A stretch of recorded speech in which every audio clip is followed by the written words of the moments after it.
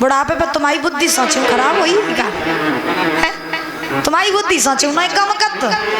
तो भीष्म बोले क्यों, क्या हुआ? रुकुम बोला जब बताओ कि तुम कन्हैया के साथ में मेरी बहन की शादी करना चाहते हो।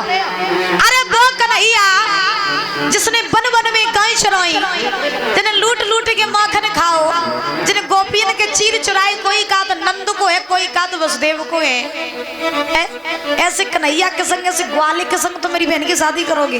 हवा मेरी बहन कुंवारी बैठी रहे, लेकिन मैं कृष्ण के साथ में विवाह अपनी बहन का नहीं होने दूंगा। भीष्म बोले क्यों, उसमें क्या खराबी है? रुकुम बोला बस मैंने बोल दिया तो बोल दिया कि रुक्मिणी की शादी कन्हैया के साथ में नहीं होगी। अगर शादी करनी है तो मेरी नजर में एक लड़का है।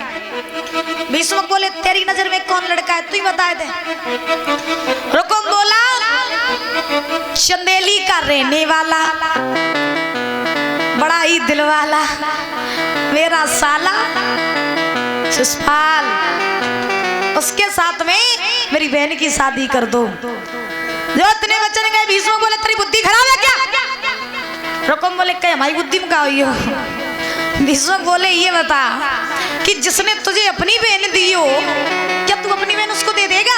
ये हो नहीं सकता, क्योंकि तेरी बहन शिशुपाल के लिए बहुत बड़ी पूजनीय है। ऐसा नहीं हो सकता, वो शादी नहीं हो सकती। और लाला तो नहीं पता, मेरी अकेली तो लाड़ो है, जब मैंने बड़े लाड़ प्यार से पाली, और तू कह रहा है कि मैं रुक्मिणी की शादी कन्हैया के साथ में न करके शिशुपाल के साथ कर दूं। ऐसा हो नहीं सकता। क्योंकि सुनो मेरी बात, अरे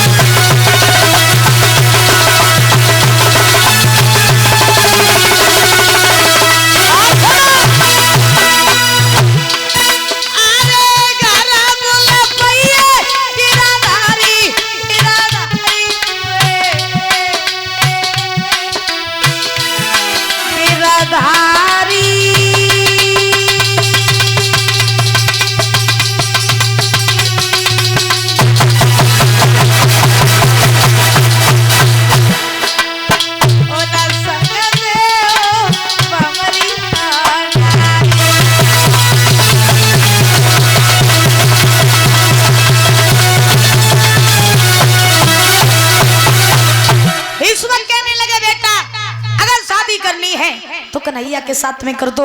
ये रुकुम का शिशुपाल का और रुक्मिणी का विवाह हो नहीं सकता है। मान लो मेरी बात।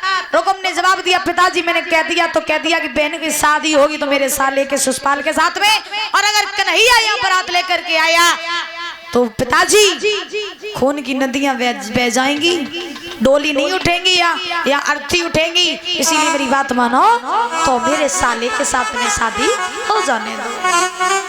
अच्छा जब बच्चे खुद निर्णय लेने लगते हैं ना तो फिर माँ बाप को बोलने की कोई जरूरत नहीं होती है। हाँ कहा जाता है बच्चे जब तक आपकी बात माने तब वहीं तक मनवाइयो, और अगर हाथ से बाहर निकल जाए तो आप बोलना छोड़ देना, फिर कहा पता कि खुद अपने हिसाब से ही तुम्हें समझाने लगे। इसीलिए जब बच्चे सयाने हो जाते हैं तो खुद के निर्णय स्वयं लेने लगते हैं। अब भीष्म बोले जैसे पैसा मेरी जाए नहीं, तो भीष्म बोले चलो ठीक, अगर तुम रुक्मिणी की शादी शिशुपाल के साथ करना चाहते तो ठीक है कर दो। उसी समय परीक्षित महाराज आज रुकुम जो था अपने महल में आया, और महल में आकर के देरी नहीं की, और महाराज आज रुकुम शिशुपाल के लिए पत्र लिखने लगा। जब रुकुम शिशुपाल के लिए पत्र लिखने लगा तो पत्र में लिखा है, साले शिशुपाल, मैं अपनी बहन रुक्मिणी का विवाह तुम्हारे साथ करना चाहता हूँ, तो जितनी जल्दी हो सके उतनी जल्दी बारात लेकर के कुंदनपुर में आ जाओ। और कैसे पत्र लिखा भैया,